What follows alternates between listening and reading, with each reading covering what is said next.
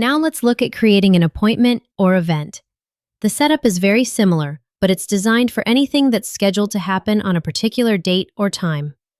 This might include doctor's appointments, birthdays, anniversaries, meetings, vacations, or social events. Start by entering the name of your appointment or event. Next, choose the date.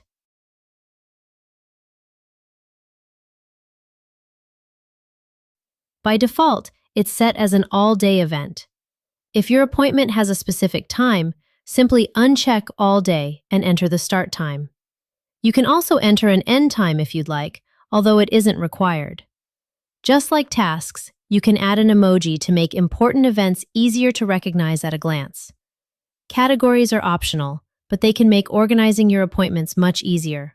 For example, you might have categories for medical appointments, birthdays, work, family, or personal events. You can also add notes such as an address, phone number, directions, confirmation number, or a reminder of something you need to bring. Another helpful feature is color coding. You can assign a color to your event, making it easy to recognize different types of appointments throughout your calendars. Just like tasks, you can choose exactly which planner views should display the appointment.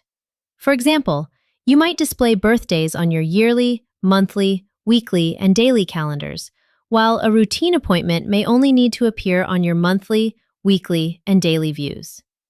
If it's something that repeats, such as a birthday, anniversary, or recurring appointment, you'll want to create it in the Recurring Tasks and Events section instead. When you're finished, simply click Save Event. Because every part of the planner is connected, your appointment immediately appears everywhere you've chosen to display it.